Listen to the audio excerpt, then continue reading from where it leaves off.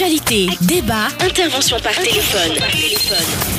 C'est tous les jours à partir de 7h. Tous les jours à partir de 7h. Sur la fréquence magique, la 96.3 FM. La 96.3 FM. Audi Actu. Audi Actu, c'est tous les jours de lundi à vendredi sur Victoire FM. Et ce matin, pour ce 24 décembre 2018, nous recevons pour vous professeur Marcel Magloire Kouakou, acteur de la société civile, également coordonnateur du Conseil épiscopal justice et paix de l'archidiocèse de Lomé. Il est avec nous. Professeur, bonjour. Bonjour. Et merci de répondre à notre invitation. C'est moi qui vous remercie. Bonjour aux auditrices, bonjour aux auditeurs. La voix est un peu cassée parce que je sors d'un accès de palu, mais j'espère qu'elle est audible. Oui, elle est audible, on va aller progressivement. D'accord. Nous sommes le 24 décembre aujourd'hui, demain c'est le 25, c'est Noël. C'est Noël, oui. Est-ce que ça, dans la ville ou à votre niveau, ça se sent? Non, il n'y a pas de fête dans des atmosphères si moroses. En plus de cela, c'est un lendemain de coup d'État. C'est curieux que le monde entier n'ait pas vu que faire les élections électorales sans les réformes électorales est un coup d'État. C'est tout.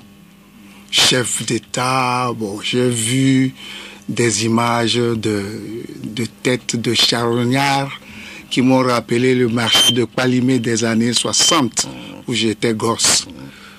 Donc, c'est une journée triste.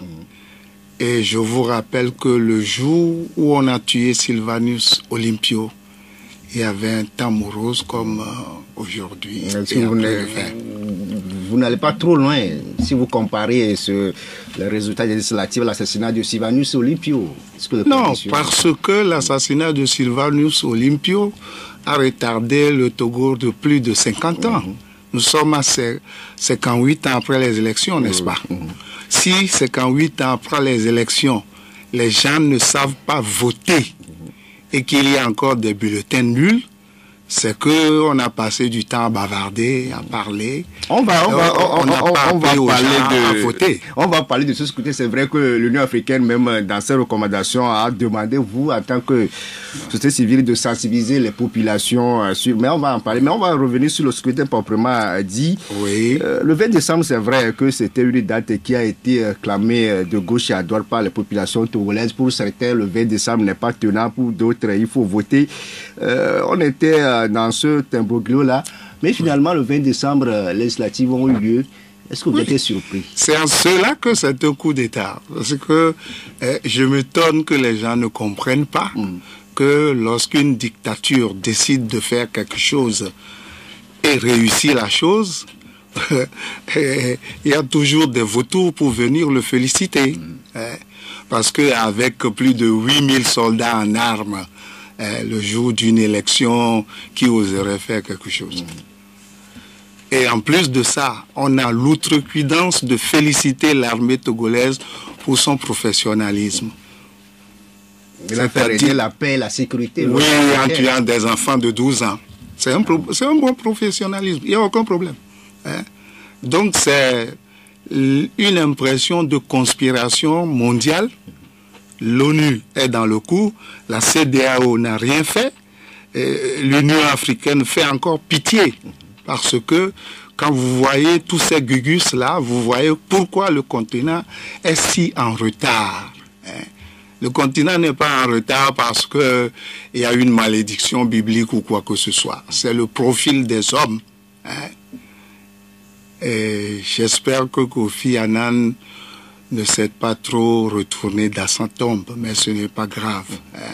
Que le Ghana, pays frère où nous avons des cousins, des parents, des enfants, et tout ça n'ait pas pu régler ce problème-là. Pour la Guinée, je n'en parle pas. Bon, de Sékou-Touré jusqu'à maintenant, ils ne sont pas sortis de leur tunnel. Mais on ne peut pas dire que la CEDEAO a fait un bon travail et que les chefs d'État félicitent. Tout ça là, c'est des inepties en français. Non, est-ce que ça ne veut pas dire qu'au-delà de tout, le problème togolais, c'est entre les Togolais? c'est vrai, c'est entre les Togolais, mais il ne faut pas parler comme si les choses sont normales. Quand on vote sans avoir changé le mode de scrutin, quand on vote à un tour au XXIe siècle et qu'on adopte un bulletin de liste que la mission d'observation européenne a décrété non scientifique depuis 2013. Donc, je ne vois pas comment cette même Union européenne, les G5 vont directement avec géopolitique. Donc, quand on dit que le problème togolais dépend des Togolais, c'est vrai, en ce sens que eux, pour leur intérêt, ils ne voudront pas que les choses changent. Mais entre nous, Togolais, nous-mêmes, il faut savoir que c'est un énième coup d'État réussi par le gouvernement togolais. Je les félicite pour cela. Oui, c'est vrai qu'au début, vous avez aussi élevé votre voix, société civile, pour quand même exiger quelques conditions pour la bonne tenue de ces scrutins. Oui. Les évêques, les imams, les méthodistes, tout le monde. Selon vous, qu'est-ce qui a empêché le pouvoir d'écouter tous ces appels et aller jusqu'au bout? C'est la trace du pouvoir qui doit continuer après 2020. Donc, nous, on n'est plus dupes. Le 15 janvier, j'aurai 74 ans, s'il vous plaît.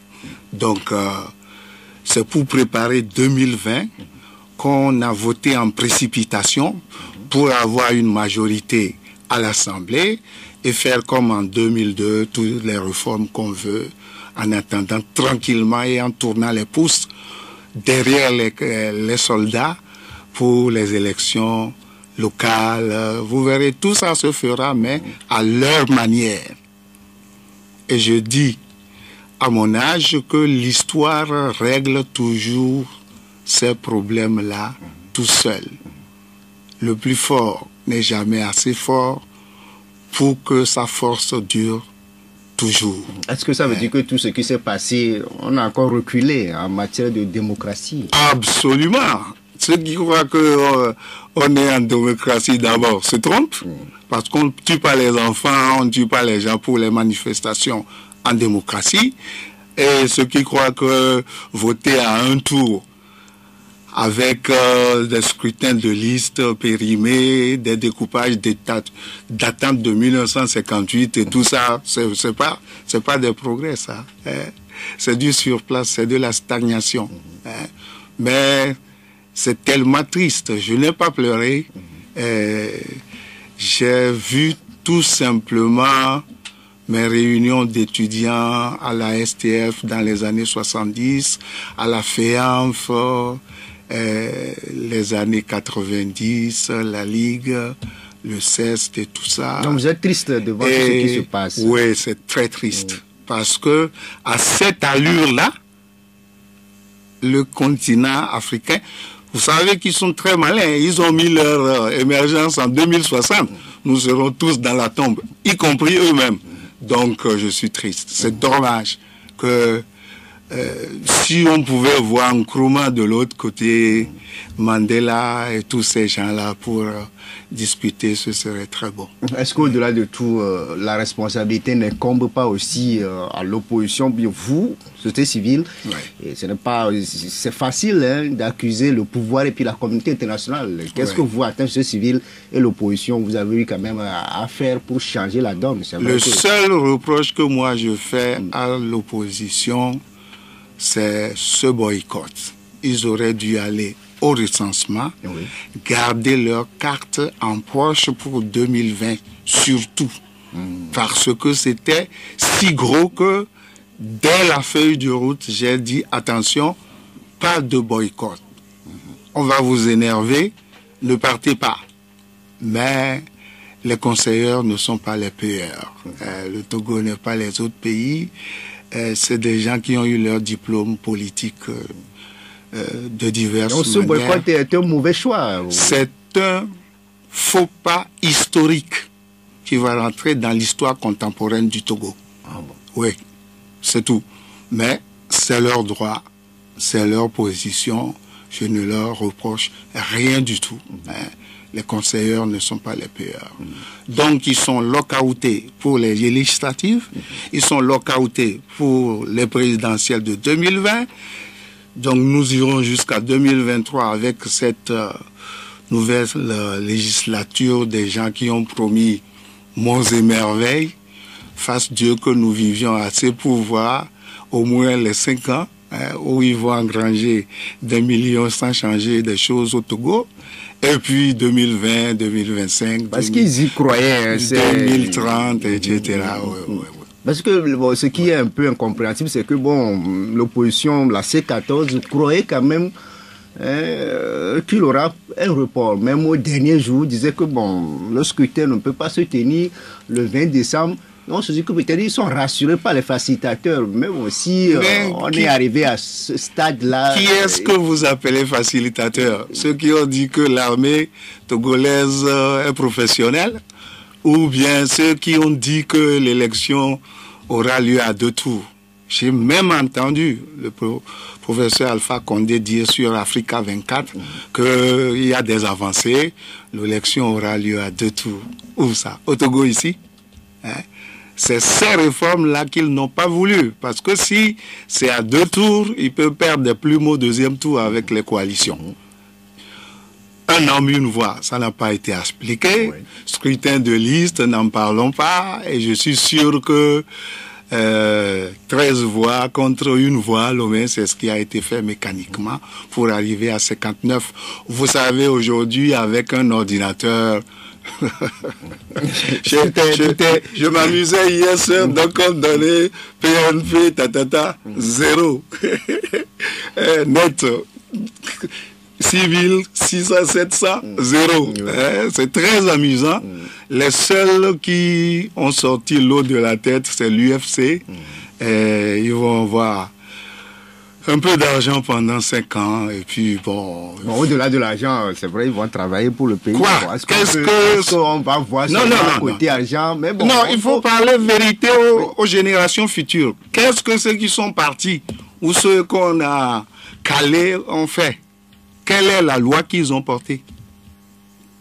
Ils vous diront qu'ils sont minoritaires. L'augmentation de leur émolument. Qu'est-ce qu'ils sont minoritaires? Ils ont quand même proposé... Oui, ceux-là aussi seront minoritaires. Ils vont s'égosiller, parler, voyager, acheter vestes, costumes et tout ça. Et puis à la fin du mandat, arriver derrière.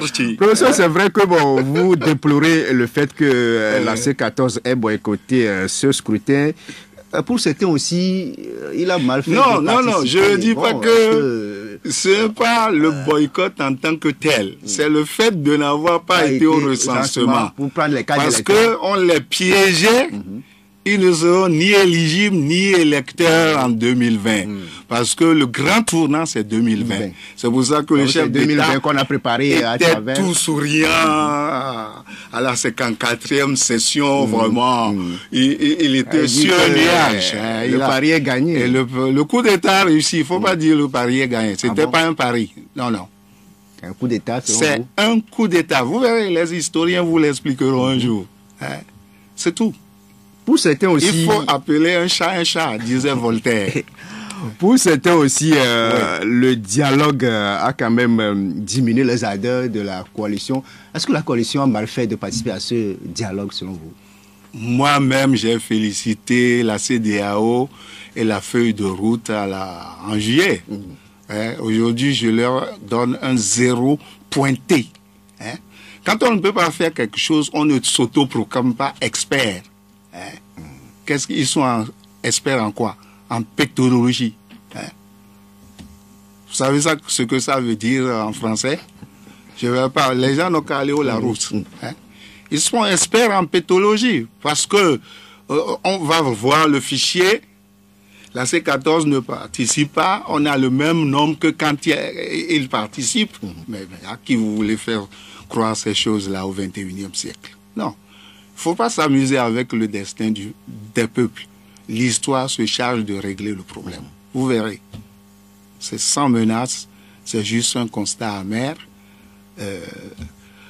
vivre l'énième coup d'État togolais. Oui, c'est vrai qu'au début de cette facilitation-là, des Togolais qui se rappellent encore de 2005 n'accordaient pas trop de crédit à cette intervention de la CEDEAO. Et puis bon, les Togolais sont divisés.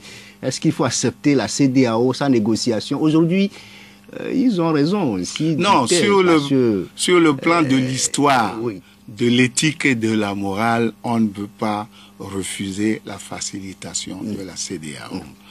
Lorsque Barack Obama a dit on ne veut pas des hommes forts, on veut des institutions fortes, c'est l'exemple palpable. Donc ils n'ont pu rien faire. Mais à quoi ça sert de dire que les positions étaient si campées? Est-ce qu'en Gambie, les positions étaient conciliantes? Donc, c'est vraiment triste que le sort de l'Afrique soit confié à des gens comme ça. C'est ça qui m'a rendu triste. Sinon, moi, je suis à la retraite déjà. Je n'ai aucun espoir pour... Vous avez fait... J'ai donné ma part. C'est vrai que... Mais si c'est une part de colibri.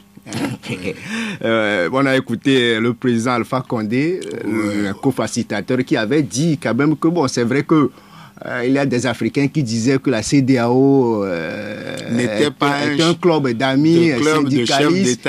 Mais aujourd'hui, que cette étiquette-là, il faudrait qu'on pense autrement, que bon, ils vont faire un travail bien au Togo, mais aujourd'hui, ils ne pourront pas le faire parce que soit c'est des fonctionnaires qui travaillent pour gagner de l'argent, soit on leur en ajoute encore pour qu'ils travaillent mal. C'est une médiocrisation à 100%. Parce qu'on ne peut pas avoir des institutions sous-régionales avec de très beaux textes et vivre en marge de ces très beaux textes-là. Vous avez essayé d'aller aux funérailles au Ghana une fois? C'est une CEDEAO, ça? Libre circulation des personnes et des biens. Oui. Maintenant, ils préparent la monnaie parce qu'ils savent que c'est là qu'ils deviennent milliardaires. Ils préparent la monnaie. Ils auront la monnaie. Mais le peuple restera toujours le peuple, tout seul, sans apport externe ni externe. Et ceux qui disent qu'il faut éviter la violence, il faut éviter les voies non légales, ils me font beaucoup rire parce que c'est des vieux schnocks qui ne réfléchissent pas plus loin que leur talon.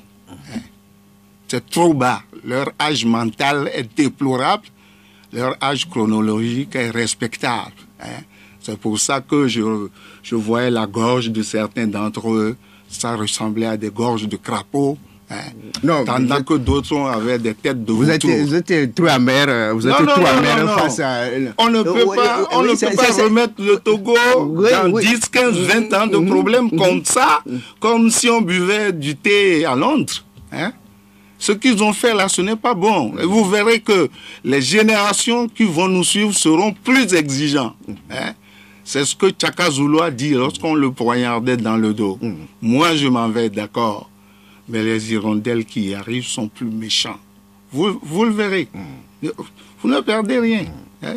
Vous êtes plus jeune. Écoutez seulement. C'est vrai que sur cette feuille de route de la CEDEAO, on avait quand même eu des recommandations pertinentes. On a parlé des mesures d'apaisement, on a parlé des réformes, on a parlé de la CENI, la Cour constitutionnelle. Mais on se demande, dans tout ça, rien n'est fait, mais si la CEDEAO se félicite et sa mission d'observation de ce qui s'est passé à Lomé, c'est vrai que vous venez de le dire que bon, c'est un énième coup d'État opéré par l'institution sous-régionale. Mais vous avez aussi, en tant qu'acteur de la société civile, vous vous êtes impliqué depuis le 19 août 2017 dans la résolution de cette crise.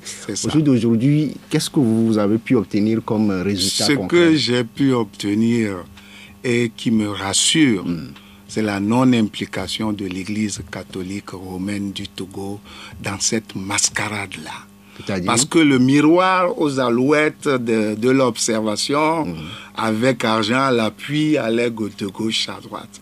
Et nous avons dit non. Pas de réforme, pas d'élection convenable. Moi, j'ai vu le coup d'État venir depuis le mois de juillet. C'est pourquoi j'avais intitulé l'article « L'État se referme sur l'opposition togolaise ». L'opposition togolaise n'a aucun moyen d'empêcher les élections au Togo. C'est tout.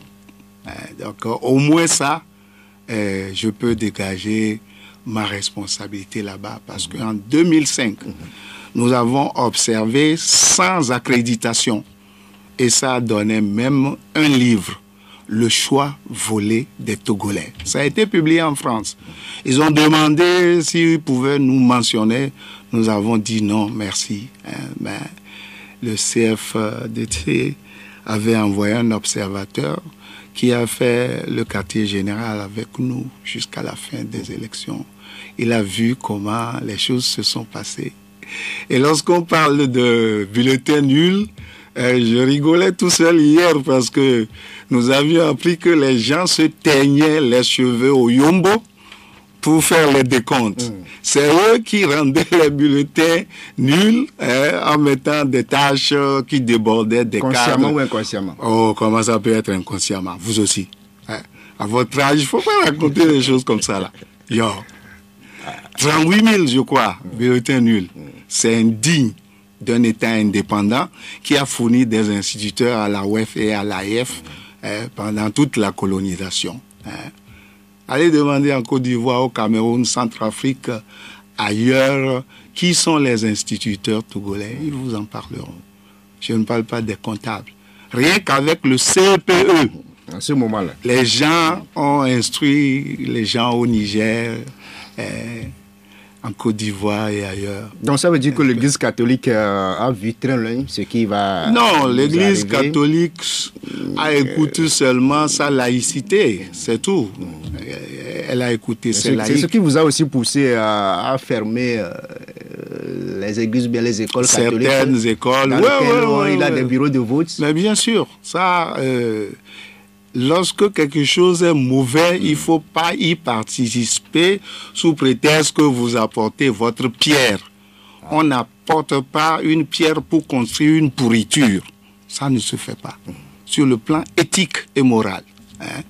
L'Église travaille avec la doctrine sociale de l'Église.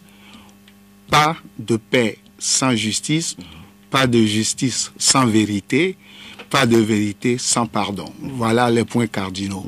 Pas dans la bouche. Mesure d'apaisement. Combien de personnes sont encore en prison? Faut qu'on dise qu'il y a eu des licenciements et des relâchements.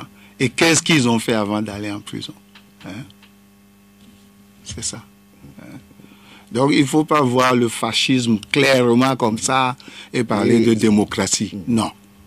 Alain, un philosophe français, a dit que ce n'est pas la dictature qui est difficile. Vous avez vu que l'élection est passée comme une lettre à la poste. C'est la démocratie. Combien de débats contradictoires vous avez eu entre la C14 et le gouvernement UNIR jusqu'à l'élection du 20 mars? Combien de fois eux-mêmes, du 20 décembre, combien de fois eux-mêmes ils se sont assis entre Togolais? Tout le monde parle de réforme, mais on ne le fait pas parce que c'est en toute impunité, c'est cousu de fil blanc. Ni à l'ONU, ni à l'Union européenne, ni à la CEDEAO, ni à l'Union africaine, il n'y a aucune pénalité. Et la première personne qui court aider le Togo dans ces coups d'État-là, c'est le PNUD, représentant de l'ONU. C'est bizarre, mais c'est comme ça. Je m'en vais avec ce constat amer-là. Je vais réfléchir, je vais écrire, je vais ouvrir un compte Twitter. Je pense que pour mon âge, c'est assez réconfortant pour mes nerfs. Mais s'asseoir encore pour écouter des inepties, comme j'ai écouté entre le 20 décembre et hier soir, je crois que c'est largement suffisant pour vous. Oui. C'est vrai que bon, nous parlons de l'implication de l'Église catholique. Ce n'est pas la première fois, mais pour cette année, on a vu que le père Pierre Chanel Afonio était devant une organisation de société civile, les Forces Vives Espérance pour le Togo. Mais au départ, les pouvoirs en place disaient que bon, il ne fait que accompagner la C14. La C14, bien sûr. Un cordon ombilical de l'opposition. Oui, vous connaissez très bien le proverbe français, qui veut noyer son chat, l'accuse de rage. C'est même pour les chiens, c'est la même chose. Lorsque nous avions créé la LTDH en 1992, on avait dit que c'était une aile marchande déguisée de l'opposition et que c'était un parti politique déguisé. Hein. Tout ça là, c'est avéré faux, donc faut pas que ça vous étonne. Hein. C'est ça. Donc, l'Union des cadres musulmans, l'Église presbytérienne, l'Église méthodiste, tout ça là, c'est les ailes marchandes de la C14. La C14 n'a pas participé ni au recensement, ni au vote, mais on a 3 millions d'électeurs quand même. La diaspora n'a pas voté, tout se passe bien. À partir de janvier, les Western Union et les millions vont arriver au Togo. Vive le Togo. C'est comme ça. C'est vrai que normalement, ce matin, le mouvement Espérance pour le Togo devait organiser une conférence de presse au César, ici, chez vous, professeur Magloire Kwakovi. Ouais. Mais selon une note qu'on a lue hier du ministre Payadoua Boukpessi, il a été dit que bon, ces genres d'activités devaient être quand même envoyés au ministère pour juger de la... 72 heures avant. 12 heures.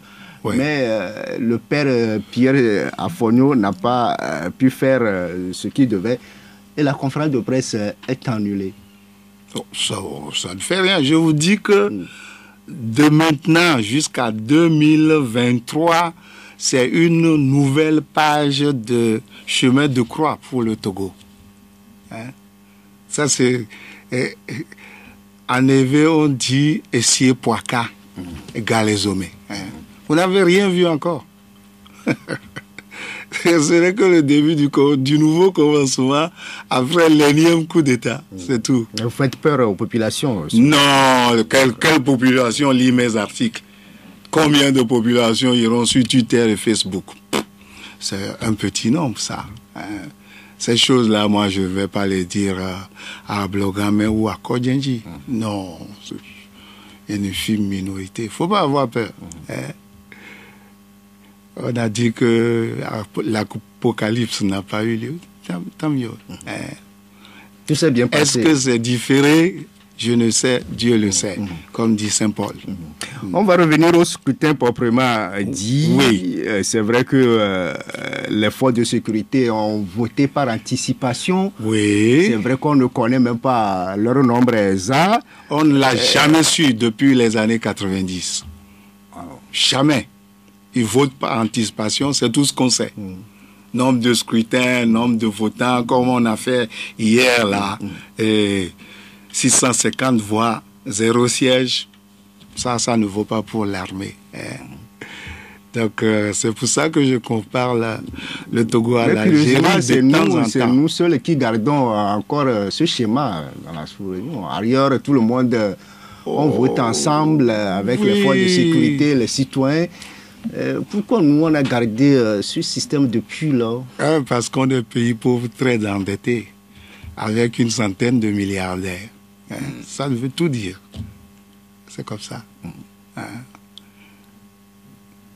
Les Chinois disent que la vérité, c'est comme de l'huile. Elle remonte toujours à la surface de l'eau.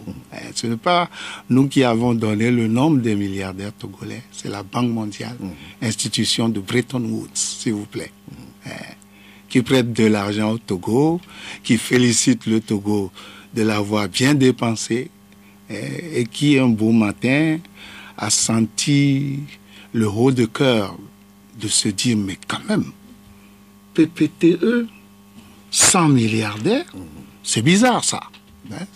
Le blanc, lui, il est comme ça. Il ne fait pas de sentiments là où il n'en faut pas. C'est comme ça. Et le taux de participation, ça, c'est qu'à 9,96%, oui, à 59,25%. Non, avec les ordinateurs, on peut même être au-dessus du mont Agou et donner des taux de participation. Il ne faut pas croire ces choses-là. Non, c'est du coupé-collé à la Wikipédia, ça.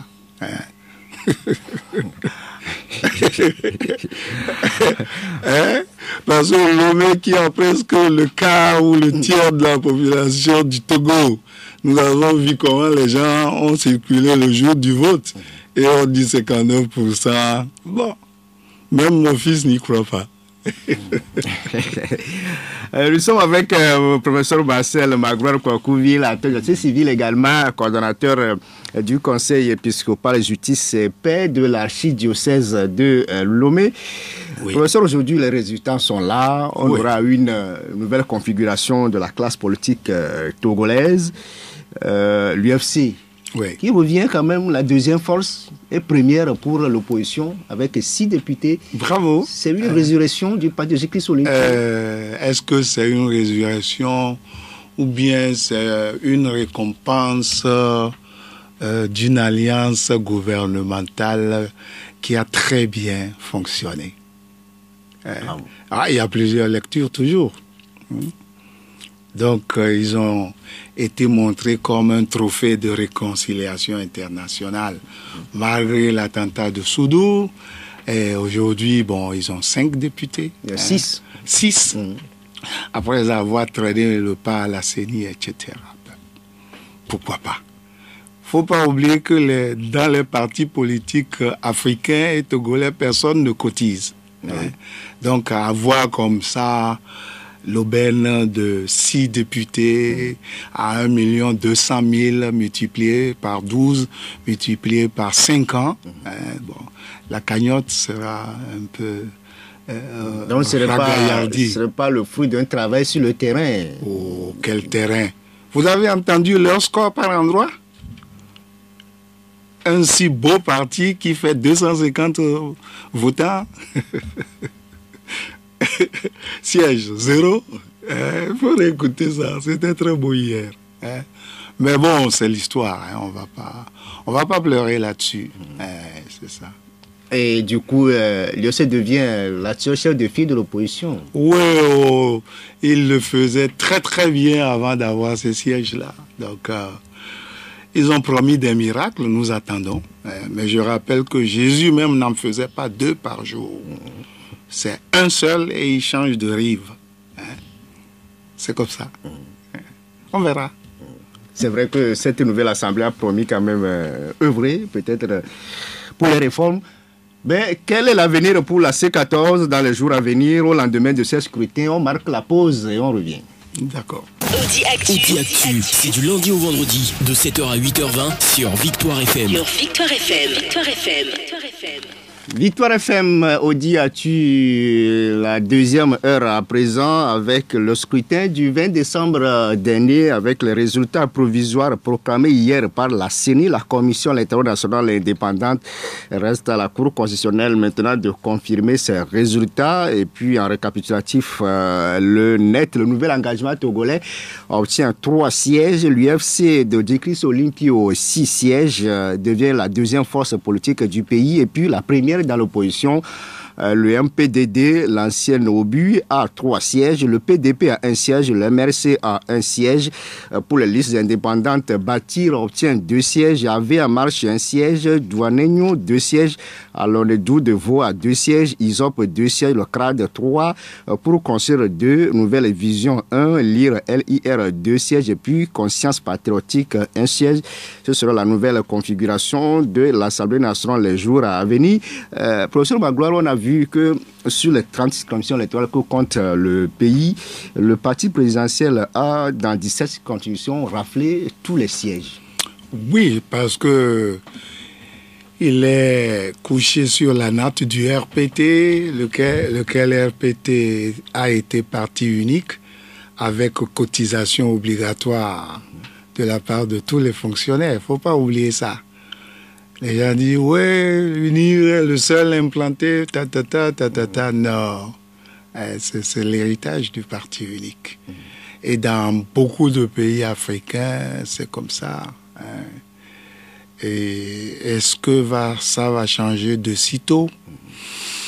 Pas dans 2025, pas avant 2030. C'est comme ça. Maintenant, la C14, c'est vrai, pour certains, avec ces élections-là, ce serait aussi sa messe de requiem. Est-ce que vous confirmez? Non, la C14 devient l'opposition informelle, c'est tout, extra-parlementaire. C'est comme ça en démocratie. elle devient opposition informelle extra-parlementaire. C'est tout. Personne n'est né pour être parlementaire jusqu'aux cheveux blancs comme certains que j'ai connus. Ça, c'est fini, ça. Au moins, ça, c'est une bonne page de tournée. Les députés qui somnolent, lèvent la tête, lèvent la main. Oh, bon. C'est fini? Les jeunes ont promis, Urbi et Torbi, qu'ils sont différents, ils vont faire la politique différente. Le net, on attend. On attend. On verra. On verra ce qui va se passer. Oui. Est-ce qu'aujourd'hui, la C14 peut encore tenir des langages, peut convaincre la population? Si l'UFC, vous savez, lorsqu'on allait créer l'UFC, moi j'étais étudiant en France dans les années 70. Ça s'appelait MTD, Mouvement Togolais pour la démocratie. Si depuis ce temps, l'UFC a tenu jusqu'à avoir 6 sièges aujourd'hui, pourquoi pas? Les autres aussi peuvent tenir. Ne vous en faites pas pour ça. Ils deviennent opposition informelle, extra-parlementaire. Voilà ce qui est dit dans les livres de politique. Oui. Okay. Parmi ces partis de la C14 se trouve le PNP. Oui.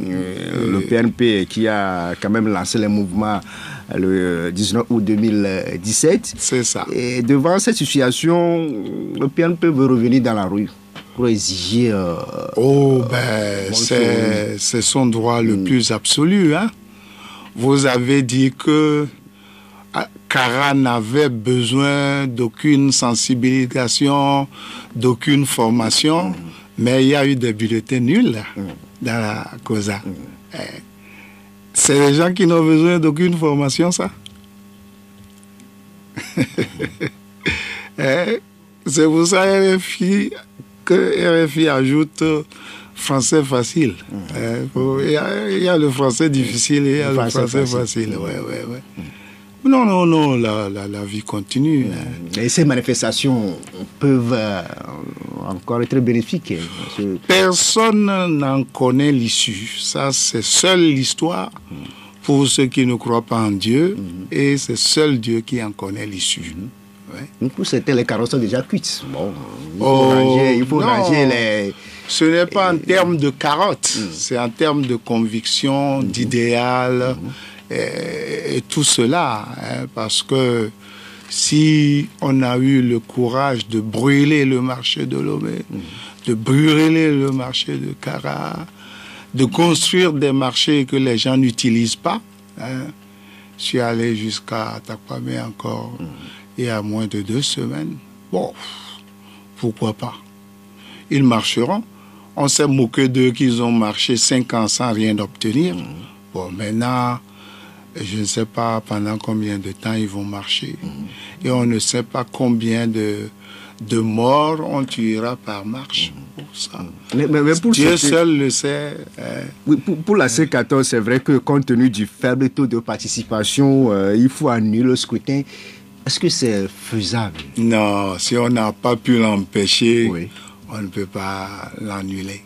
C'est ce qu'on appelle en Allemagne réel politique.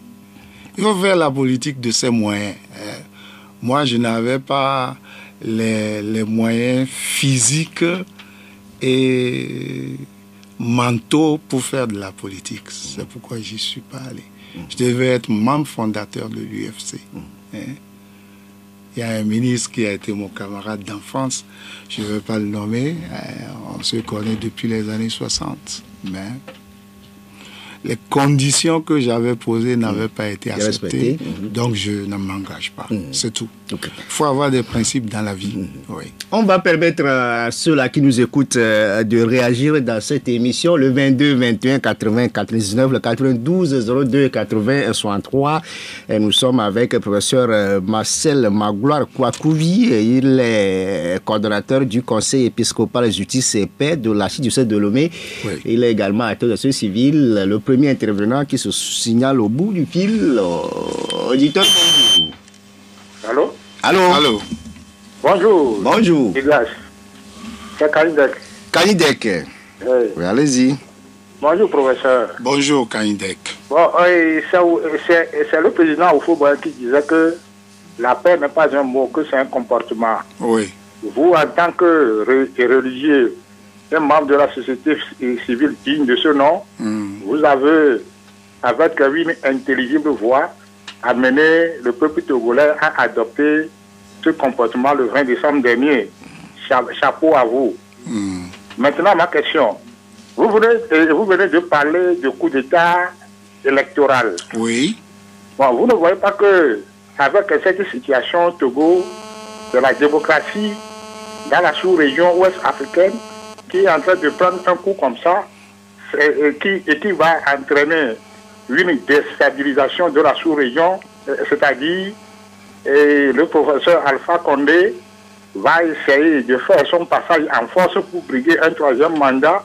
Au moment où le peuple va s'opposer, il cherchera à utiliser l'armée pour une répression sanglante. Et le président Alassane Ouattara va essayer de réitérer son souci de briguer un troisième mandat, ce qui va faire que les rebelles ivoiriens... Alors, Kanidek, oui, soyez précis et concis pour laisser d'autres aussi intervenir. C'est ça. Bon, vous avez compris, c'est vrai que, bon, est-ce que ce scrutin serait un modèle dans la sous-région? On va prendre Madame Messi. Bonjour, Madame Messi. Allô, Madame Messi? C'est moi. Bonjour. Bonjour. Je voudrais, voilà. Oui, le complot international qui perdure depuis 63, 2005, 2018, oui. Tout le reste là.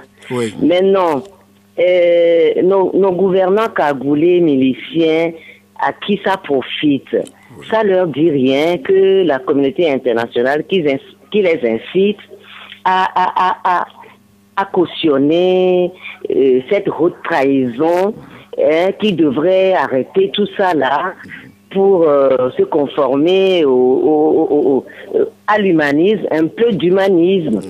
Oui. Et puis, maintenant que cette communauté internationale adore tant nos gouvernants miliciens là, elle ne peut pas l'emmener un peu pour les gouverner là-bas, parce que nous on en a sué durant 55 ans. On en a sué. Et cette communauté internationale qui les adore là, n'a qu'à les amener pour les gouverner un peu. Merci beaucoup. Merci beaucoup à Madame. Ici, on a Monsieur Lanson en ligne. Monsieur Lanson, bonjour. Bonjour, ma chère, bon réveillon de Noël. C'est Gildas, s'il vous plaît, vous êtes en direct. Allez-y. Excusez. Hein? Oui. Bon, que je salue votre invité. L'invité vous répond. Et encore une fois, je salue le vaillant peuple martyr du Togo. Oui. Pour son éclatante victoire le 20 décembre passé. Parce que pour moi, c'est une victoire. Parce que on l'attendait dans la rue avec des canons et des chars, mais ils ont fait Gouetta, ils sont allés jouer leur partition dans les bureaux de vote. Et merci encore une fois pour le peuple togolais, un peuple qui n'aime pas la violence, on lui impose la violence. Vous savez, à 20 périls, on triomphe sans gloire. Voilà la CEDEAO qui est venue régler un problème en deux protagonistes. Eux-mêmes, ils ont bien noté. Et maintenant, on est allé aux élections avec une des deux protagonistes. On trouve que c'est normal. Franchement, l'Afrique est malade de ses élites. L'Occident, dont nous envions le développement aujourd'hui, a été construit par une élite qui pensait nation avant de penser à elle-même. Et l'Afrique, franchement, que Dieu nous assiste. Merci beaucoup à vous, Lanson. On prend M. Gado. Bonjour, monsieur. Bonjour. Professeur, bonjour. Bonjour, M. Gado. Pourquoi les chefs d'État africains, surtout francophones, détruisent l'Afrique au profit de l'Occident? Comme ils veulent mourir au pouvoir, l'Occident leur promet ça et ils tuent les Africains. Ils veulent développer l'Occident. Est-ce que c'est normal, professeur? Merci. Merci beaucoup à vous, monsieur Gado. On prend le dernier auditeur. Bonjour. Allô, bonjour. Bonjour. Oui, c'est Madame Lin. Madame Lin, allez-y rapidement. Je dis bonjour au professeur. Bonjour, Madame Lin. Et je dis bonjour au peuple togolais. Et je dis félicitations au peuple togolais. qui s'est réveillé, qui a montré au monde entier qu'il est un peuple pacifique et que quand il faut dire non, il dit non. Il a dit cette fois-ci, il a montré. Il n'y a rien de nouveau sous le soleil, hein, professeur Kokovi. Oui. C'est tout ce qui se passe au temps des Yadema qui vient encore de se passer, toutes ces élections. Oui. On a vu dans ce pays, on a cherché ceux qui peuvent accompagner ceux Yadema pour qu'ils restent au pouvoir. C'est exactement ce qui s'est encore passé. Oui. Mais je vais dire au peuple togolais, nous avons fait déjà la moitié. Le reste, ça sera fait. Ayez confiance, réveillez-vous. Quand il faut dire non, dites non. Et quand il faut dire oui, dites oui. C'est ce que la Bible nous recommande. Je félicite tous les pasteurs, les prêtres, tous ceux qui ont éveillé la conscience du peuple togolais. Merci à Dieu. La victoire est au bout. Je crois que nous avons perdu. On n'a rien perdu. Merci. On a gagné. Merci beaucoup à vous. Oui, à vous, Madame Lé. Merci beaucoup. Et c'est fini pour les coups de fil. Le professeur va commencer par elle, Madame Lé. Pour elle, tout ce qui se passait avant, ce n'est que la reprise. Hein. Oui. Aujourd'hui, donc pour elle, et c'est vrai que le pouvoir est là, mais ceux-là qui ont accompagné aussi le parti Unir aussi ont leur responsabilité dans ce scrutin. Non, dans l'histoire d'un pays, tout le monde est coupable et tout le monde est responsable. Elle n'a pas tort. Oui. Je voudrais rappeler, avant de l'oublier, que le code électoral est le texte de loi le plus martyrisé au Togo. Je l'ai dit dans l'article, il a été modifié 14 fois. Donc, quand on cite un article, il faut aller chercher dans quelle version. Droite, oui. Mais à l'étranger, on croit que c'est un texte de loi. Non, ça a été taillé à la pointure du pouvoir chaque fois que besoin s'en faut. Pour Gado, c'est vrai que ce genre de choses se passe plus dans les pays francophones. Oui, c'est mondialement connu. C'est mondialement. Parce que la France a des intérêts en Afrique. Vous imaginez que le troisième qui a coûté 350 milliards, et vous voulez que ça parte par perte et profit comme ça, le tour d'un bulletin de vote? Ah non. C'est pour ça que j'ai dit que les G5 là, c'est géopolitique. Le Togo est le seul port en eau profonde de l'Afrique de l'Ouest où les cargaisons d'armes peuvent passer pour aller dans le Sahel et ailleurs. Donc, ce n'est pas ça qui fait voter, mais ce n'est pas le choix des urnes. Non, le choix des urnes. L'élection déjà fait avant. Il y a une ancienne députée RPT Unir qui nous a dit que les femmes sont dans une démocratie cosmétique. Donc les votes, c'est du cosmétique. Si on ne réforme pas l'élection à 2 tours, un homme, une voix, sur toute l'étendue du territoire, on n'aura rien fait, on sera resté. Donc là aussi, il faut revoir le cadre électoral. C'est pourquoi c'est un coup d'État. Il ne faut pas que les gens disent, il a dit que c'est un coup d'État. Pourquoi c'est un coup d'État? Parce que le code électoral a été modifié 14 fois. On a voté à un seul tour au XXIe siècle. C'est une incongruité électorale. Et puis, le découpage électoral est resté tel quel. Monsieur Lançon, lui, ne comprend pas pourquoi la CEDEAO même a dit que la crise est entre 2 protagonistes. Et maintenant, elle organise une élection sans l'autre cas. Et puis, bon, elle se félicite du bon déroulement. C'est pour ça que, sans soupçonner personne, j'ai dit qu'il n'était pas à la hauteur de la tâche. Pour qu'on ne me fasse pas un procès. Mais à qui profite toute cette situation? Aux intérêts financiers et autres. C'est ça. Peut-être que d'ici 2020, les milliardaires passeront à 150 ou 120. Bon, c'est très bon. Ça veut dire que l'argent circule, que le Togo a beaucoup plus d'argent que la Russie. Oui. Est-ce qu'on peut faire une liaison à ce qui s'est passé au Togo, à d'autres de la sous-région, que ce sera quand même un feu vert pour ceux-là qui aspiraient à faire un 3e mandat, de le faire rapidement, le cas d'Alpha Condé? Si leur peuple le leur permet, Donc là, ils vont le faire. Ça revient au peuple de décider. Oui, ça revient au peuple de décider. Et c'est pourquoi je rigole chaque fois qu'on dit qu'il y aura guerre civile au Togo. Lorsque c'est une seule partie qui est armée, ça ne s'appelle pas guerre civile, ça s'appelle génocide. Hein? Oui, oui. Il faut parler français correctement. Oui. Professeur Magloire Kwakovi, merci d'être passé. Nous sommes à la fin de cette émission. Si on vous demandait votre vœu pour le Togo en 2019, est-ce que vous promettez? Toutes les confessions religieuses, des couvents vaudous jusqu'aux mosquées, continuent de prier pour le Togo. Et nous osons espérer que le Seigneur fera ce qu'il devra faire, quel que soit Alpha. Oui. Merci beaucoup à vous, professeur Marcel Magloire Kwakovi, d'être passé dans cette émission. On dit à-tu premier numéro de cette semaine. Et merci à toute l'équipe rédactionnelle qui m'a aidé à préparer ce débat. Merci à la technique. On se donne rendez-vous à 13h, mais à 9h, Jacob Hama sera là pour la version Mina. Bon début de semaine à toutes et à tous.